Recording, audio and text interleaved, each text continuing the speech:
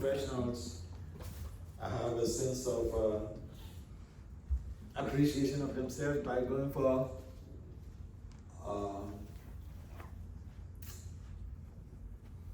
get-togethers, coming together, families, they take the families out for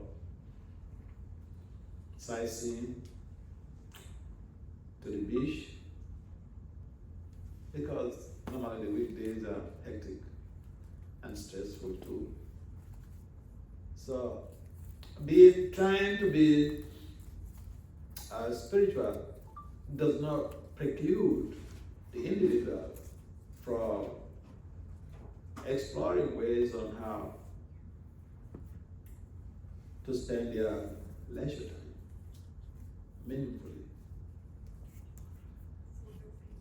We may not engage in activities that will endanger our future in terms of not really properly having determined choices or not properly understanding our ultimate goal, and then we make some decisions that we regret afterwards.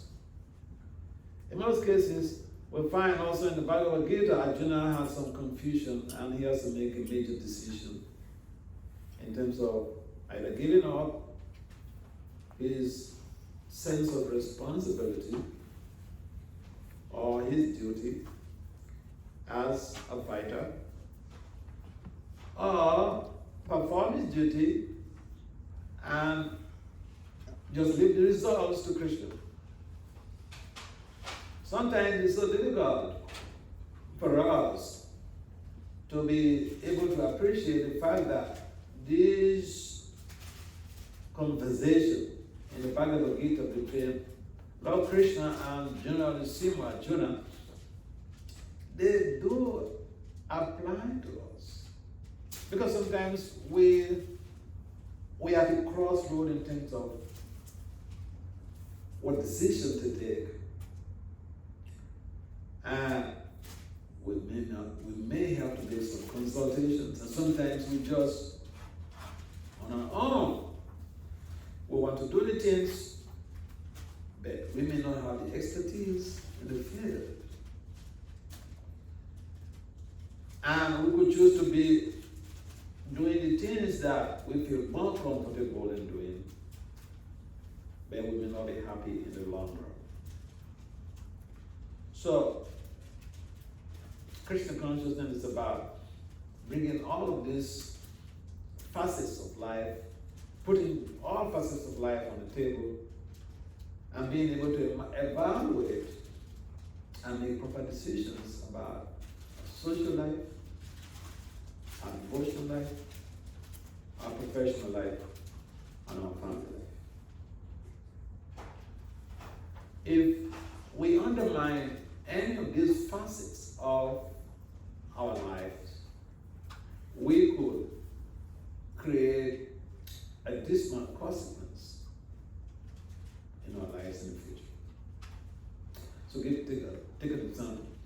If we minimize the very concept of regulation, or minimize the concept of aligning with scriptural injunctions, now keep in mind that even in the court of justice, they say the justices in the Supreme Court of Justice, they refer to the law books.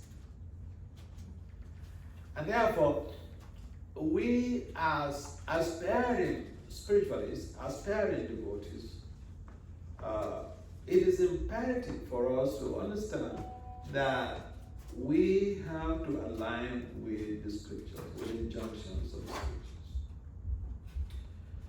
Therefore, Lord Krishna mentions in the Bhagavad Gita 16:23, he said, Yaha Saraswati O Sija.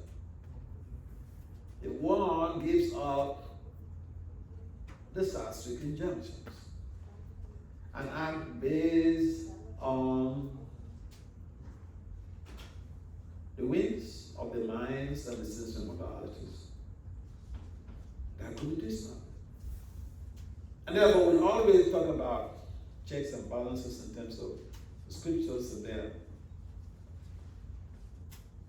the instructions of the sadhus, teachings of the sadhus, our Guru, Prabhupada, instructions in there. And if we take all of this straight together, we can create a balanced system where we will never be cheated by anybody who is involved or who has expertise in world geography. Because in most cases, you'll find that even those who profess to be spiritualists, and I see that a lot as I travel around the world, people have huge followerships, but they don't have any scriptures to use. They don't have any scriptures. I remember we were passing through a place in India, in Delhi, and there was this huge, magnificent temple. So I asked the devotees, who owns that temple? They mentioned some group, some new age group, and they're very popular. They have, huge followership. So I asked, what scriptures do they use?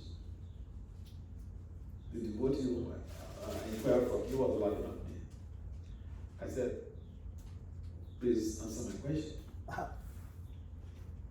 He said they don't really use any scripture. And so I thought abroad, so if they don't use any scripture, what is the basis of their teachings? He said they just hear from their guru. Just hear from their guru. So our movement, the International Society for Krishna Consciousness, is very much focused on scriptures. Because we emphasize we should read the scriptures. We should read Bhagwat books. Because one of the cheating industries in the world is religion. One of the major cheating industries in the world is religion.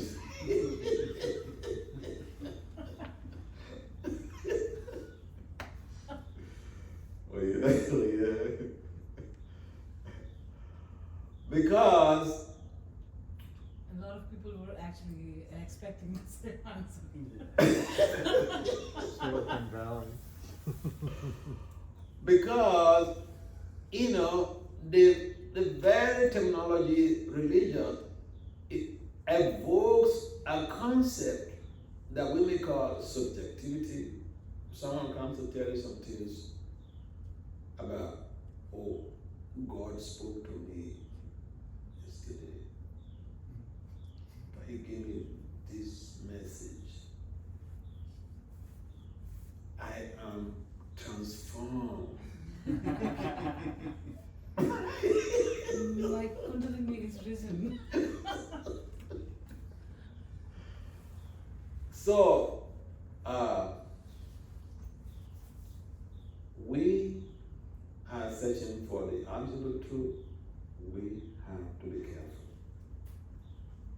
Because it's so easy to be driven to the brink of spiritual disaster when we don't understand that the culture of spirituality has to be based on 3 rails. Not just 2 rails. The train goes on 2 rails. The motor vehicles, they go on 2 rails. There perhaps many wheels. The tradition of spirituality goes on 3 rails. That's a little bit rare to find, right? There has to be a scripture. You have to make a reference to a scripture. And these days, even the people who profess to be religious people, And I encountered this in India. I was in India for 3 years, 7 months.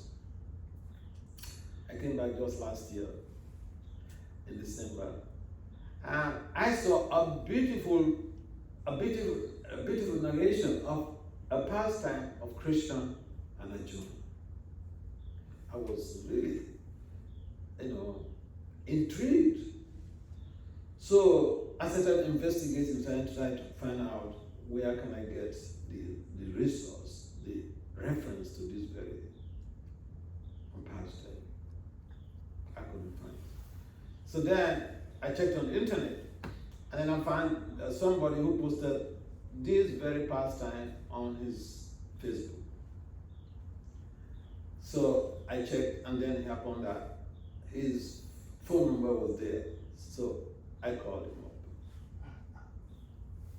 I said, see, I read these pastimes and I'm so intrigued. See, unfortunately, I'm not just a believer, I'm a scholar. I may repeat this very pastime somewhere, and some of my students will ask me, Dr. Das, can we get a reference to this? So that's why I'm calling you to find out where you can help, how you can help me with the reference of this very amazing pastime. He said, oh, it's there in the Bhagwat. I said, listen, I have 2 sets of Bhagwat right here in my room, here in my book. And I read the Bhagwat, Canto 1 to Canto 12. That pastime is not there. Please tell me where I can help. We're talking on the phone. He said, all right, I'll get back to you. So then I waited. I love the pastime. I was not trying to be critical or trying to find fault. Because it had happened to me some time ago. I gave a class somewhere, and I was talking about the story how,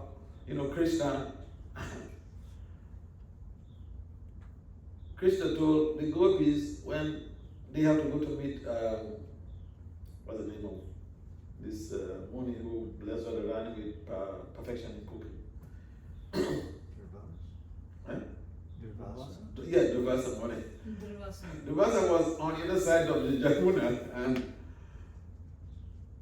Krishna instructed that Radha should go get some blessings from Durvasa Muni. And so they asked him that. The gopis asked him, see, Durvasa is on the other side of the Jamuna. How are we going to get there? And so, Krishna said, oh, when you go to the bank of the Jamuna, just chant this mantra. And what is the mantra? Krishna is the brahmachari.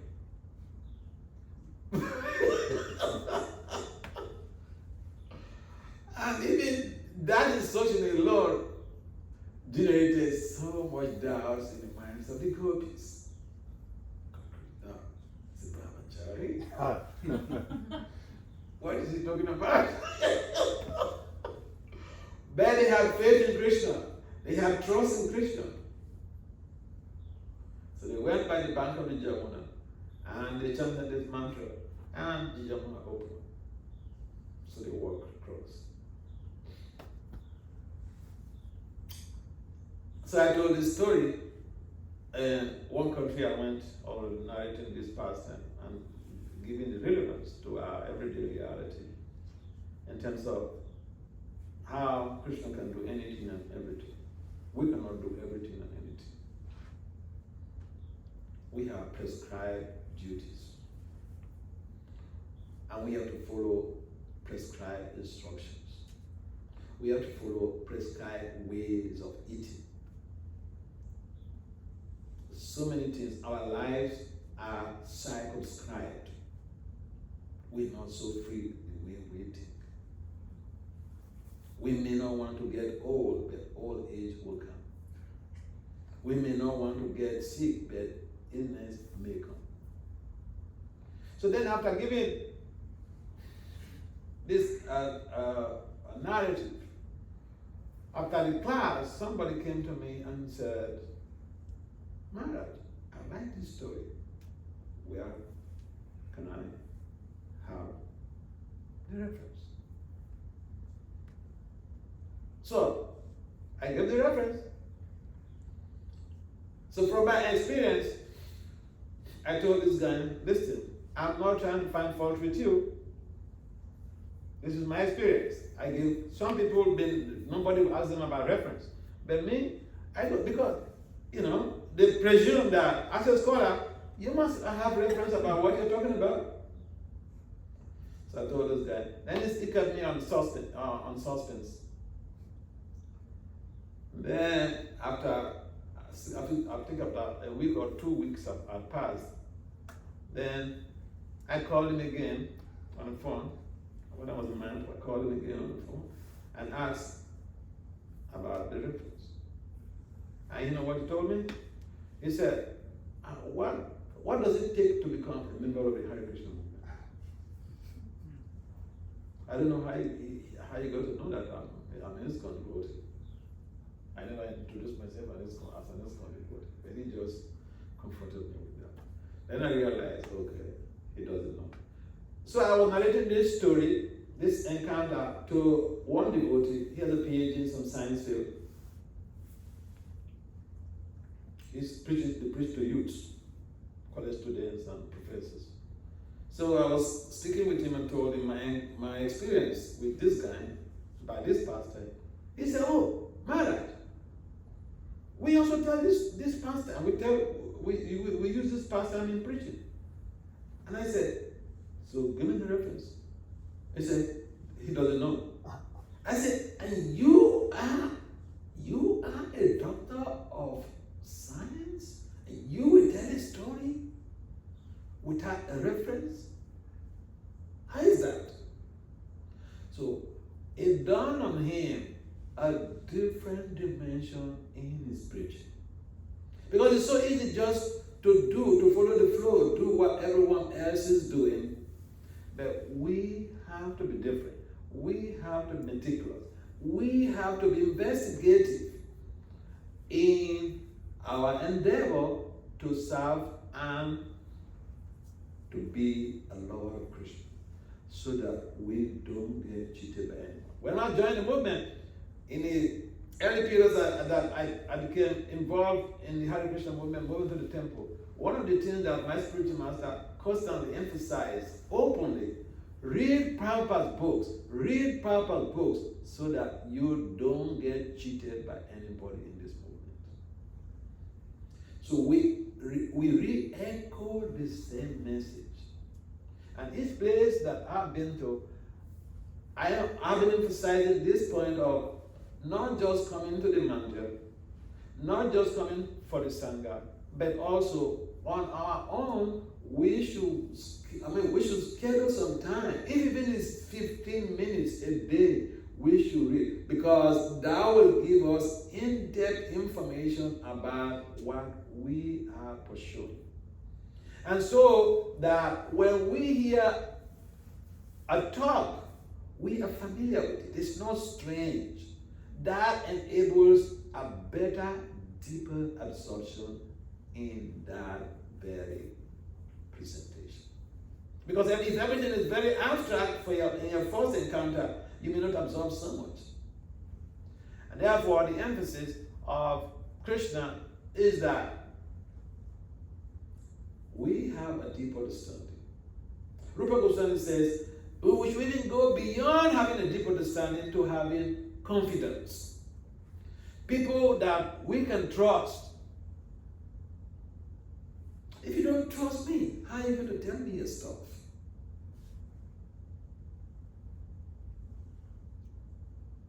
Rupa Goswami mentioned about we developing a mindset where we should be able to have somebody in our lives to divulge what is disturbing us, what is plaguing our lives, our devotional life, our professional life, whatever, our social life. We have to have somebody in our life.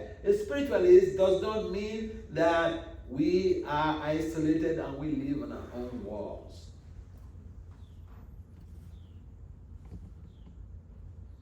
From my experience, there are people that they have problems right from childhood. They never discuss it with their parents. And I queried somebody, this is a case you were having right from your pre-teen and you didn't discuss it with your parents. How is that? Answer was, I don't want to disturb their peace. Even just recently. But the beauty is that he has now a confidant. He tells me all of this stuff. And also the mother will reach out to me and say, my boy is doing like this, he's doing like this at home, can you help? So that he doesn't feel hurt. And some people traditionally don't know how to talk. They talk something, it might be something with good intention, but then they don't know how to talk, and then it creates some type of problem. Therefore, a devotee of the Lord has to have expertise in communicating in a favorable way. It might be something bad, but expertise in communicating that very scenario to a person in a palatable way, in a way that they don't commit suicide.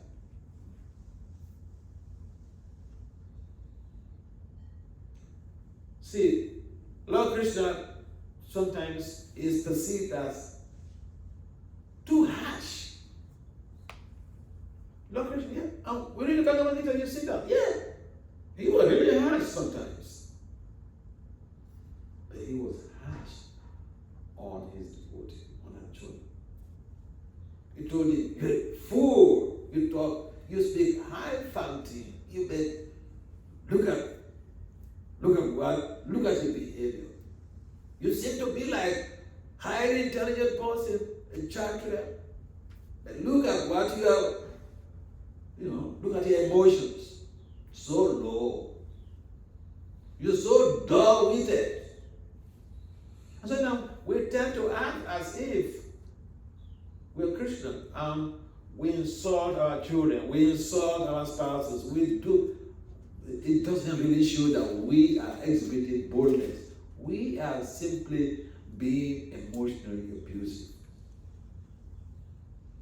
So a devotee, there are distinct features that people expect from us. There are distinct behavioral patterns, the distinct modus operandi, modus vivendi that people around us expect from us. Otherwise, how will those so-called unbelievers become believers? They see our behavior and they want to emulate our good ways of life, the ways we talk. A devotee should be someone who engenders trust in the relationship with the other party. If we don't trust Krishna, how are we going to surrender to Krishna? So if we don't trust, if someone does not trust us, how are they going to gravitate towards devotional service? And therefore it's so important that we show some sense of competence. I mean, doing things effectively and efficiently. But that's not enough. We can be very expert in doing things, but that shouldn't be the only yardstick. People also expect that we have to go with, we think good of them. I remember, somebody approached me, a young man approached me, he just about to finish his undergraduate studies. He approached me and said he wants me to be his guru. I said, why? Your mom is initiated, your dad is initiated. What? Take shelter of any of your parents' gurus. And he argued back and forth with me. He argued. He said, listen to what this boy said. He said, yes, Maharaj, my mom guru is there, my dad's guru is there, and I talk with them. But none of them ever asked me about my school. He said, none of them ever asked him how he's doing in school. So people value not just asking them, did you chant your rounds? Did you do this? No, they also want to see how you care for them, sociologically, professionally, and even otherwise. And therefore, a devotee has to be able to show some goodwill in the relationship with people. We care about people. Because that is one of the symptoms of genuine or authentic love. That we care for somebody. We're not just after showing the person our dexterities in our expertise in a particular field or in all fields, but also we care for the person. Why do we care for anybody at all? Because we are a family, Krishna family. Krishna said, Mama, Eva Suji Loki, Jeev Buddha Sanat. Imagine when you have a child or children in the family, and you're committed to their needs. You care for them. You drive them to school. You go pick them up from school. You hang out with them. You spend quality time with your children. That is when you are a real parent to that child. I remember in Delhi, I went to see one of my friends, doctor, and I was waiting. The daughter at the time was 10 years old. She sneaked out from her room. The father was not there. The mom was in the kitchen making preparation for us to eat. And then she came to meet me, and she was complaining about the father. She said, Maharaj, your friend. I said, what? What happened? She said, your friend is not giving me time. Her father had a big hospital. He's a medical doctor. He said the father is not giving her time. Father is not playing with her.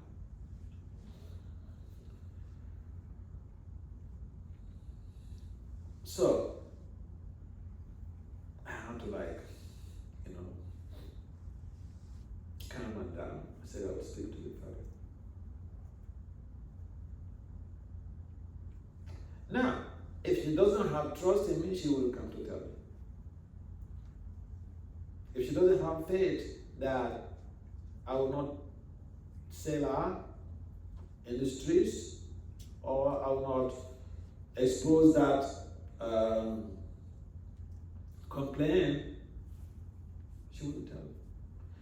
And therefore, people will trust us based on the fact that they have a sense of understanding.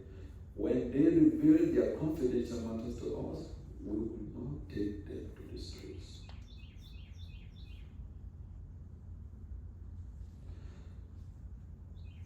As a family, we are a spiritual family. And therefore, we should learn to be supportive of each other. The support system is so important because at some point in time, somebody may feel weak in their devotional prosecution, in their devotional service. And someone that cares for you should be able to prompt, motivate you, bring you up, instead of just finding fault with you.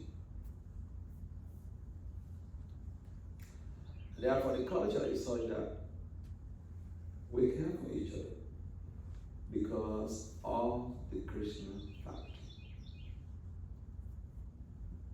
And if people understand how Krishna is the center of all humans, directly or indirectly, Krishna is the center of all human beings. Look, people are working so hard to bring peace in the world. But peace cannot be achieved devoid of Krishna consciousness. If we don't even have this common understanding that we are a family, if we don't have the common understanding that the only enjoyer is Krishna, that we are all Prakriti, it is very difficult to bring peace into this world.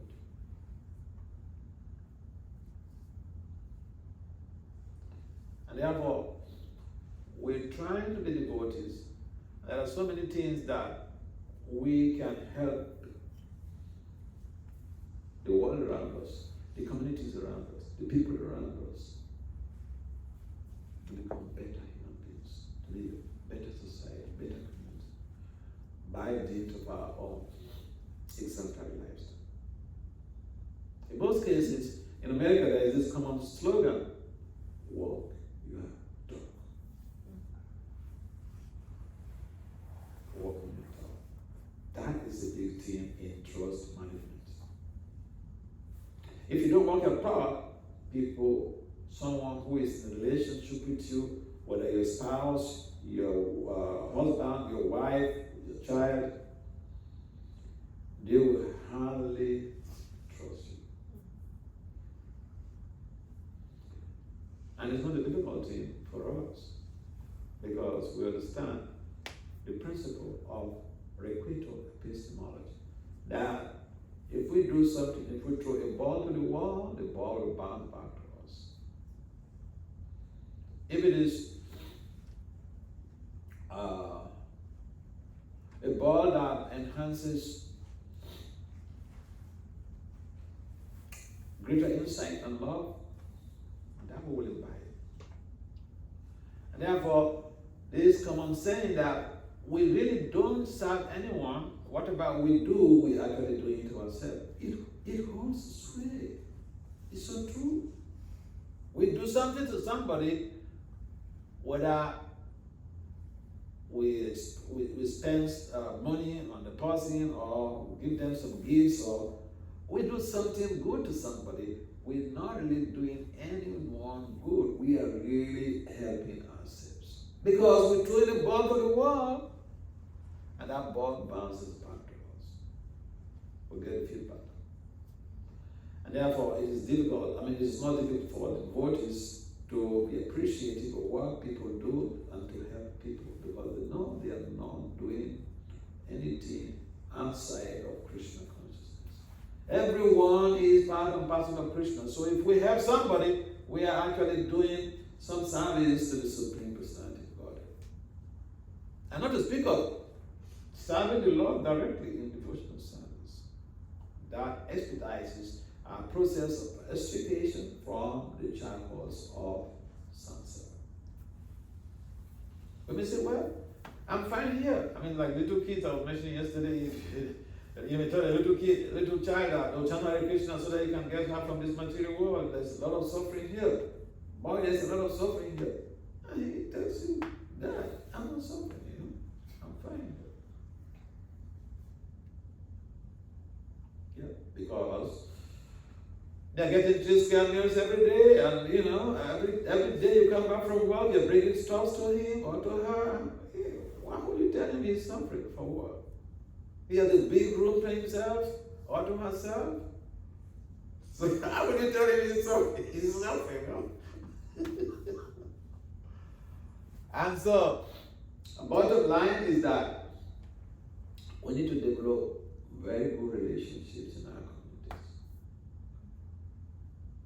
If we profess to love Krishna, first it has to begin with the parts and parcels of Krishna. If we are trying to change the world, first we have to see how our inner circles are favorably disposed to our modus operandi and modus vivendi. I think I mentioned this, I don't know whether it was yesterday. There was this young man who approached me in Delhi, and he wanted me to give him some advice about how to create a deep loving relationship in his family. So I gave him the formula, but he said he cannot do that because he will be at a disadvantage. And what was the formula?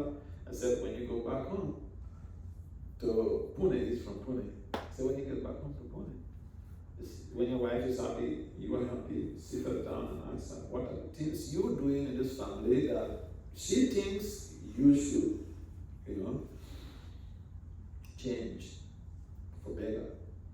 And he said, Maharaj, if I ask my wife this, she'll bring the whole long list.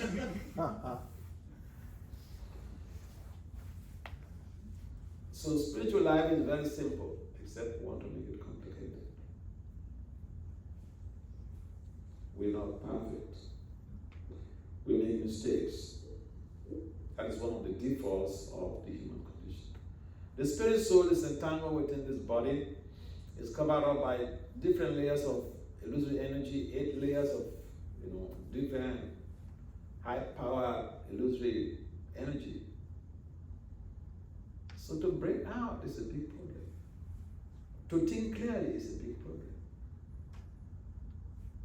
And what helps us to be able to be different in a positive way is the practice of Bhakti. As soon as we become spiritually, devotionally bankrupt, we are heading for a Waterloo. So every time we have to see how we're building our power, devotional bank balance. And that begins with chanting Krishna's name, going to bed on time, waking from time to do sadhana. And we'll see that we become focused on our spiritual development. But an important thing is that we need to read. We need to read the books. Reading is part of devotional service.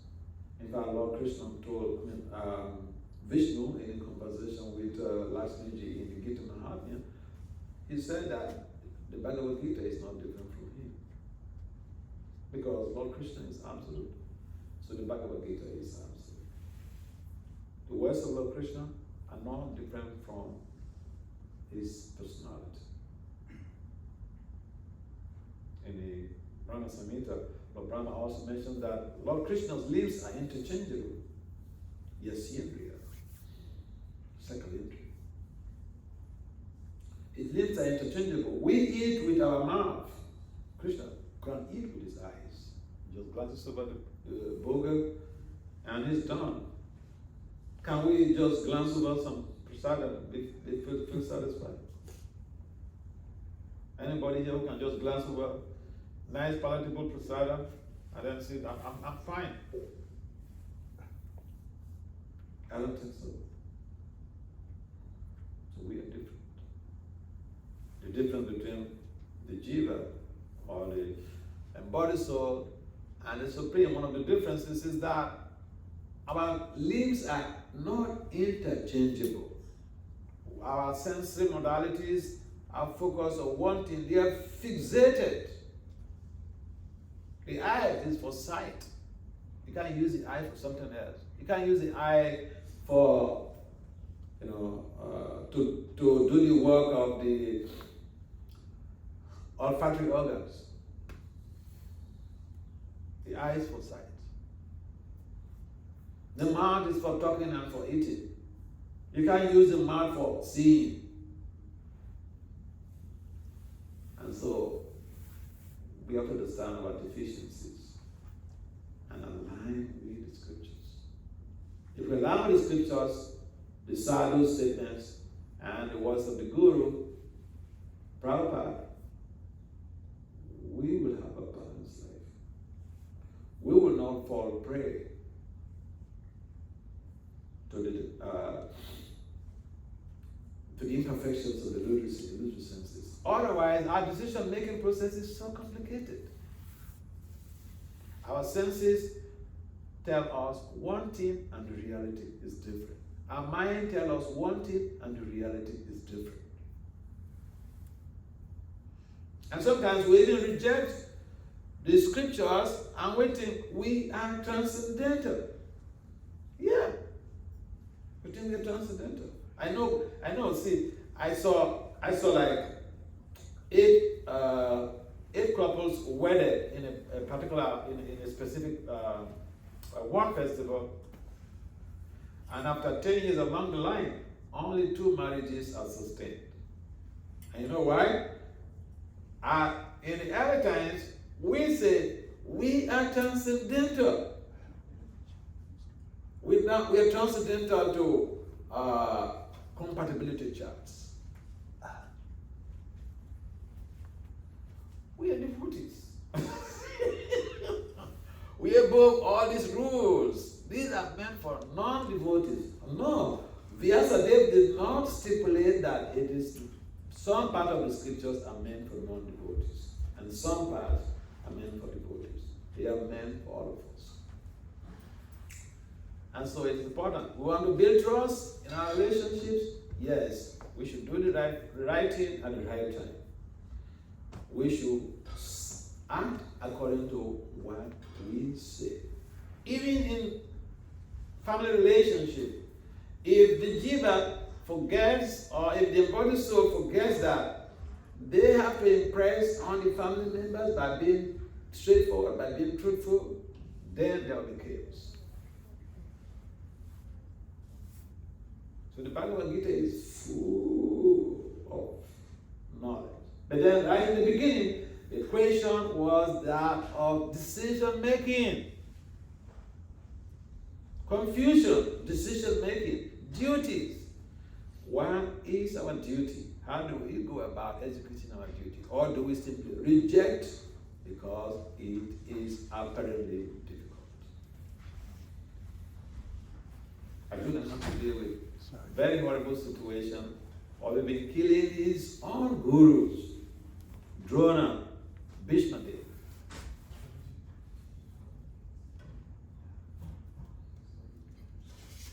And so, we have to be focused on the goal, aligned with the scriptures. Yaha Sansavide Osche. Kapati Kamakarat. People reject the scriptures. They don't want to allow the scriptures because of what? Whimsy. Whimsiness.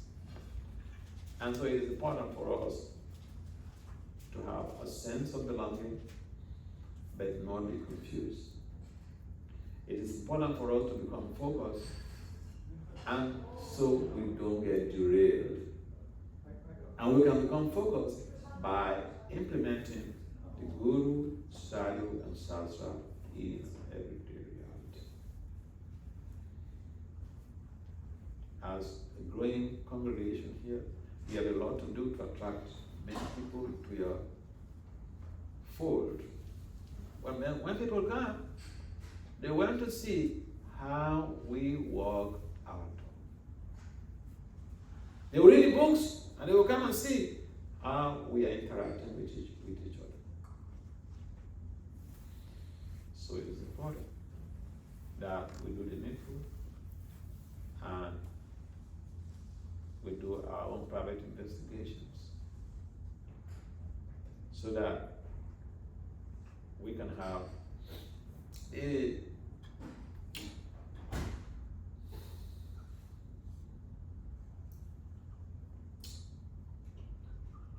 deep understanding of what we are following. Otherwise, it could be something that we come in and then we accept it today and the next day will become faithless. Investigations. Read proper books.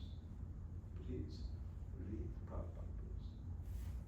The home I was staying in New York before I came to Columbus, I was shocked. This guy, he told me they come to where he was. I was really surprised because he's somewhat a professional, be busy going to work every day. His children are grown up now. 2 kids are grown up. They're married. And now he's investing so much of his time in reading. Reading to his wife, reading to his mother. And I was so impressed. I said, but how did you get this type of courage, this emotional courage, to sit down with your family and, be doing this? This is so intriguingly amazing. That is the type of sangha we need in the families. We can't stay, we're too busy to come together as a family.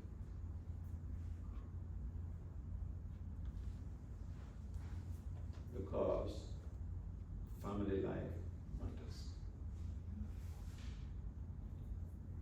Any comments or questions? As you're going through the discourse and telling different situations, different family members were coming to mind, my situation was coming to mind, my son's situation was coming to mind. So I think every family does goes through this. So my father passed away a month before I was born. Wow. But my little brother was the hero. So, but expecting anything from him was out of question because we were 6 of us. So he had to run the show. My mother was widow. But then again, when we tell this to our kids that you are in a different country, different situation, but spirituality is so crucial because mom definitely was sure that we all go through a spiritual journey. But with the kids, with my nephew, it's just so hard. So at what point really they get convinced and the journey becomes a big question. Yeah, but thank you for nice. That discourse. also leads me to another question. Thank you. Yeah. Which is like, no. The thing is, everybody, if you look at all these scripts, and everybody's studying all those, and they've gone through the Gita, or even other scripts that were available. The problem is there's so much of hidden Vedas and Sanskrits, which we have not even touched with, and we don't want to even venture into that because people have come to that materialistic world where they're enjoying all the lavish, entities of the life. So how do we make sure these youngsters, because they are curious, they are brought up and born in the new generation, they call this Z, Zen or something. Z. Because different generations. yeah, but the thing is, they have elevated from those basic needs from the food, even from the house, because we provided them. There were generations that were needful for the food, then they were needful for the house. And we were struggling. Yeah. Now the next generation is out of. Yeah, they're out of all that. Yeah. So my question is the problem? Yes, the scripts have the basic knowledge of a human race, but because of the curiosity of the youngsters and the new brains, the language or the scripts that we are referring them to is maybe outdated. Mm. So should we kind of come closer or go inner to more scripts that are not provided? For example, my father recently passed out, a month ago, 2 months ago, and I for the first time heard about Garud Veda. That is very huge in India. Whenever somebody dies, they teach us about what are the different stages of a soul when it ventures to the ultimate, because of that. So all that knowledge becomes something which, I had not touched this book ever, and where would I share this to my kids? And I am the path to that knowledge to those kids, as you had, right? Absolutely. So aren't we kind of not providing the more and more hidden secrets which should have been taught? Like, for example, you're teaching yoga, but apart from yoga, there's a higher knowledge of kundalinis and all the spiritual, which is connected. There's a path that these youngsters are well adversed or provided because they had never gone through struggle, they had never gone through that crave, they have not even had that. So many difficulties. Yeah, difficulties. So aren't we kind of letting the spiritual world go lesser because we've not given them the knowledge which is very, very hard to get. And It's there like, are a lot of things like they are learning from the outer world. Yeah. so why can't we just find more of those topics and give them to be connected with the spiritual Sure. world? Okay. Thank you very much. I appreciate your input, and I appreciate also your input. Yeah, this is a concern not only for you, a concern for the Gen Z, a concern for the millennial. Yes. Because the number of people who are of the silent generation, they're exposed to these Asian teachings. But then, the millennial, the Gen Z, and the later generations. Gen Alpha. Alpha. Me. Yeah. So, a number of these people, I'll give you an example. I listen to what you say. And I'll give you an example. I had a mentee in India. She's now practicing ophthalmologist. So when she was finalizing from medical school, we were looking for a husband for her. And then I just teased her. I said, but any boy that you encounter for the marriage, are you thinking of checking the compatibility? She said, what is compatibility? She's a medical doctor, but she's just in her early 30s. Okay? So yeah, what you're saying is correct. The number of people, even for the sustainability of their social lives, it is important that they get exposed to this. So I remember recently I was at MIT for a presentation. And after the presentation, one of the attendees, she's a Caucasian, a graduate student, and she said, during question and answer, she raised like, a concern. And her comment was, why is this not being taught in the universities? Why is this not being taught? Why is it not in the curriculum? Right. It's there in Germany now. They've started. They have Sanskrit, they have whole Gita in Germany. So gradually the things are coming up. Yes. Even in America here, somebody I met, he was the president of the North Carolina Political Science Association. I went for their conference 2006, and my proposal was accepted. What traditionally happens in the academic conference is that you send your abstract or your proposal, and then a team of professors will have to review it and then vet it or reject it. So then my proposal passed their litmus test. It was accepted for presentation. But I wrote back to them to say that I'm sorry, I'm not going to be able to come to the conference. I'm a priest. I don't have the money to come and pay for your big charges in the hotels. I don't have the money to come to pay for the registration. So I'm sorry, I will not be able to come for this conference. And then the president wrote back to me. He said, come, I'll pay for registration. I'll pay for your lodging. Come. So but then when I went there, I was going from Washington D.C. to North Carolina. I went by through these luxury buses, and he sent one young professor, one young PhD, at the park there to pick me up. We went straight to his house, and what was he telling me? He said when he was doing his undergraduate studies, a devotee came to their class to give a presentation. That was a long time ago, but it still had impression on him. So, my point is, the program that we are having for youth in the colleges and universities, in the Maryland area, the devotees have expanded so much that now they have festivals of India on campus. really huge.